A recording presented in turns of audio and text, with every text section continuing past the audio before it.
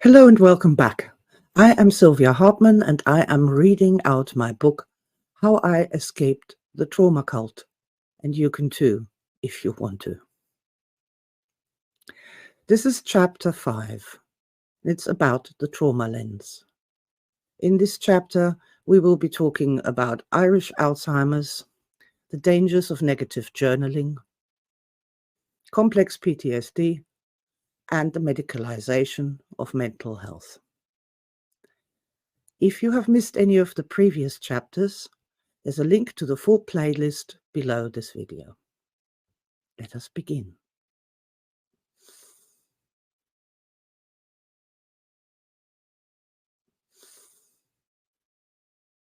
Chapter 5. The Trauma Lens. Nothing explains the destructive effects of the trauma lens better than the following joke. What is Irish Alzheimer's? When you only remember the insults.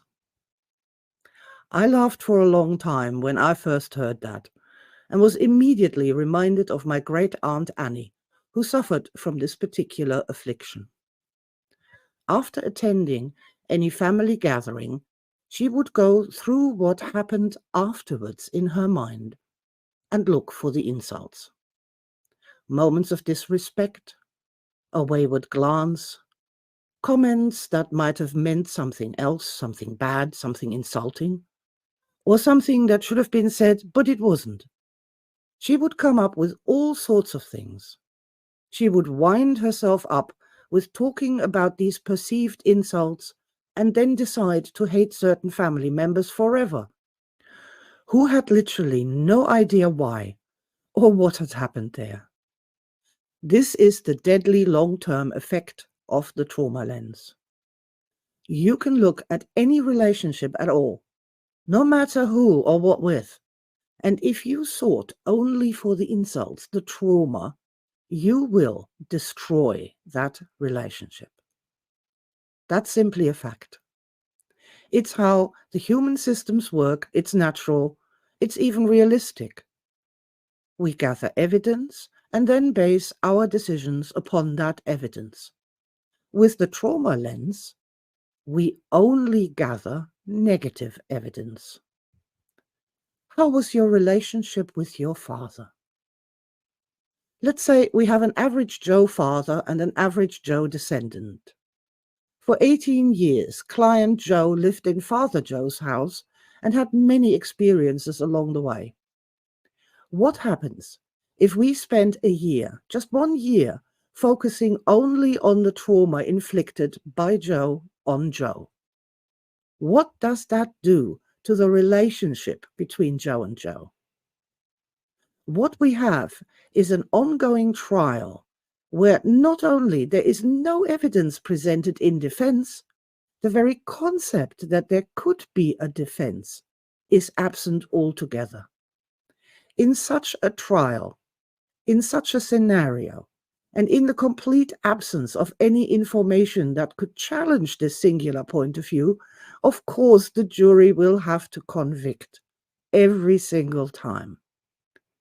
Is such a one-sided trial fair? Will it produce truth or justice? Let's talk about negative journaling here for a moment.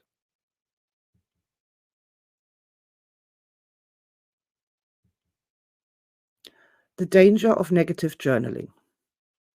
The more active members in the trauma cult are encouraged to write down their stressed thoughts in what I call a negative journal. Of course, they wouldn't be writing down their good experiences in the day. Like my great-aunt Annie, they would only and exclusively focus on all the insults instead. Imagine our friend Joe from the last chapter, creating their trauma-based journal about their relationship with their father. It would be a laundry list of terrible things that the father had done or failed to do that spans at least the 18 years Joe spent in his father's house, but most likely extending far beyond that and going on for as many years as Joe had been alive. Now imagine Joe would not just journal about their father, but their mother, their siblings, Their uncles and aunts, the next-door neighbors, teachers and politicians, schoolmates, friends, colleagues, strangers. What a journal that would be! Can you get a sense of how such a thing could gather steam, become a vortex of more and more negativity that can soon enough turn into high stress, anxiety, paranoia, and then flip into outright rage, hate, and aggression? Why, that would be just like the journals of the school shooters in the US, ending up with a crazy manifesto that calls for blood. There is this unfortunate idea that we can somehow vomit out the trauma, and the trauma will be gone and we'll be clear. This doesn't work. It really does not. I had an artist friend who always painted the same picture. A self-portrait with a bloody Jesus on the cross as the eyebrows and the nose, in black and red. Over the years I knew him, these pictures became ever more stress-riddled, spiky, crazy, disturbing. Everyone knew that he had been sexually abused by a Catholic priest, and that's why he was painting those pictures all the time. He had literally painted thousands of them by the time I walked into his studio that day. He was at it again, stabbing violently at the canvas with the paintbrush, and on that occasion I couldn't take it anymore, and I shouted at him, "You've been painting the bloody problem for years now. Why don't you paint the solution?"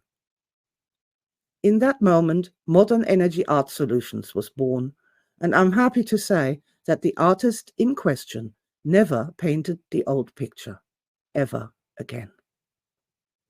Let me be clear about this. Vomiting out your pain doesn't work. It doesn't matter if you pour your pain into a song, into a poem, into a painting, an online rant, howling at your therapist for 55 minutes, or in negative journaling. It doesn't work. It doesn't change anything.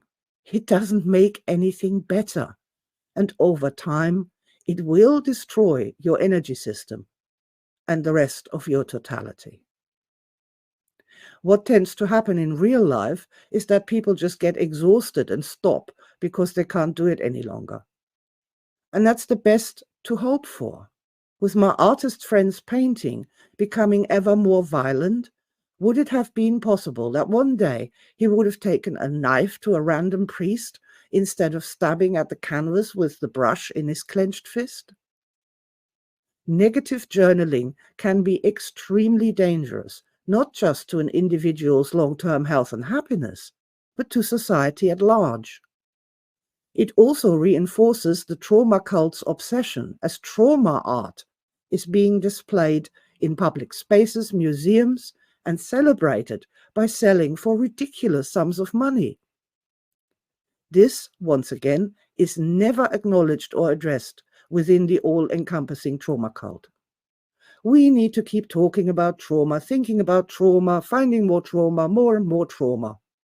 But where does that lead us?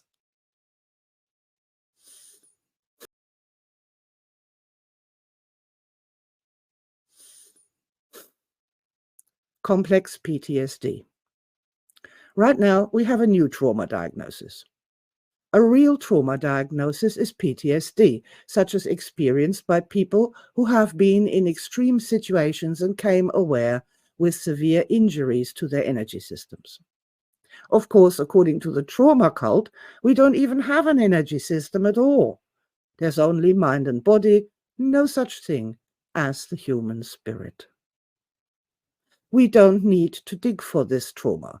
It's right there, and with any decent energy body focused therapy can be actually successfully treated.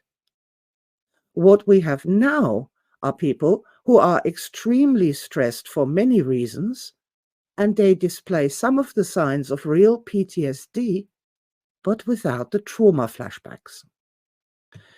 In order to explain how you can have PTSD without the causative trauma, we now have CPTSD, aka complex post-traumatic stress disorder. And we're back to general this life trauma, but lots and lots of it. And we're back to what we were already doing, which is to clear out all the trauma, and only then you feel better. Let's stop once more here and remember the millions of people who went into the past life regression in order to make progress and find evolution, alleviation of pain and symptoms in their lives right here, right now. This is it. The people are crying right now. Yes, I have complex PTSD. I have all the symptoms. Well, apart from the flashbacks, because there were too many traumas in my life. I'm going to really focus on all the trauma, and then I'll be healed. And the sound of a door slamming will no longer cause me to have a panic attack. As CPTSD is comparatively new as an excuse as to why the previous trauma-based therapy didn't work, I can't know how that will end up. I might predict that this will not alleviate the tsunami of mental health problems, diagnoses, and incredibly harmful prescription medications flooding our civilizations. I might indeed predict the exact opposite. Every time you focus on more trauma, you will get more stress, more disturbance, more craziness across the board. As people get more stressed, more trauma focus causes even more stress, until such time that something has to give and there is a complete breakdown in the system.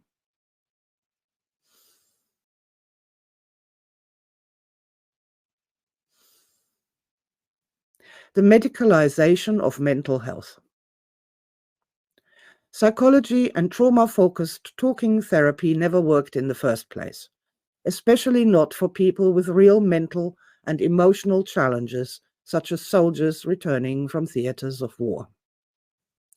There were many of those as the Second World War drew to a close, and this encouraged the idea that medication could be used to treat people who were presenting with shell shock, battle fatigue, or post-traumatic stress disorder. The psychiatrists, previously known as the psychomedical doctors, wanted to use the physical model of medicine by creating standardized diagnoses in order to prescribe standardized medication. The original list of mental problems was drawn up in 1952 and contained 17 disorders, mostly based on the problems the returning soldiers were presenting with. This became the DSM, Diagnostic and Statistical Manual of Mental Disorders, published by the American Psychological Association, which has been expanded in the last 75 years to now contain nearly 300 diagnoses, none of which seem to have a successful treatment methodology associated with it. There are, however, many forms of psychopharmaca prescription on offer instead.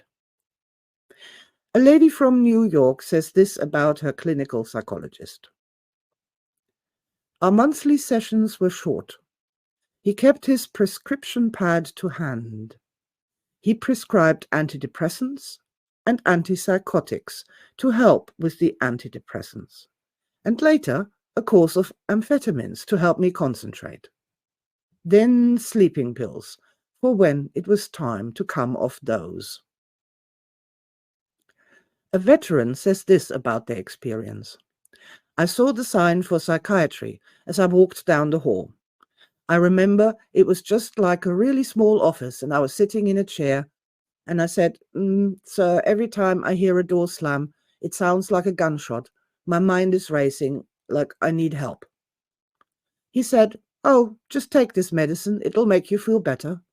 And I picked up the prescription and started taking it. It was starting to make me worse, but then they just kept telling me that's what PTSD is. You have PTSD now. And then I remember he looked at me and said, "We're going to start proceedings for medical retirement. You're not able to be around soldiers and no weapons." And I remember feeling like how I was now disabled at 25. I could now go on to give you the latest statistics on the terrifying amounts of prescriptions for mental and emotional problems. about the side effects, about how many people are addicted to some kind of psychopharmaca, about the unfolding disaster that is called the opioid crisis, but that's not why we are here. The proliferation of mental health diagnosis is now at a point where everyone in the therapy culture has some kind of syndrome, some kind of mental disorder. The truth is that when people get stressed, they will show all the signs and symptoms of a mental disorder, and the more stressed they are, the worse this becomes. This is perfectly predictable on the modern energy chart. We cannot even begin to know who is and who isn't mentally ill, whilst everyone is so dangerously stressed all the time. The pills can't cure that. Negative talking therapy, what remains of it, can't cure that, and it never could.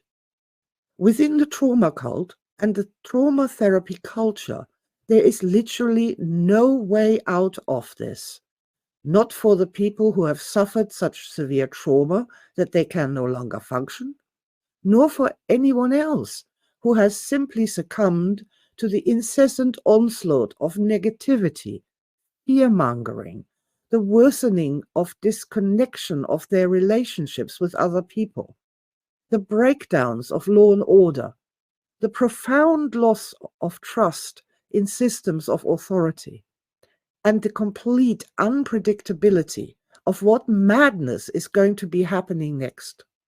Another plague, more totalitarian incarceration and removal of human rights, riots in the street, nuclear holocaust, meteor strike, or the entire world going up in flames due to climate change. This is truly living in the fish tank of insanity.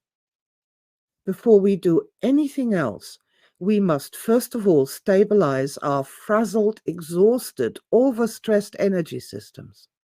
And that applies across the board, from every child to every youngster, every citizen, and every veteran as well. With every person who becomes destabilized, all of society becomes more and more destabilized. In the absence of any workable or effective way to deal with all of that stress, which is the manifestation of the absence of love itself in the system, things can only get worse inside the trauma cult.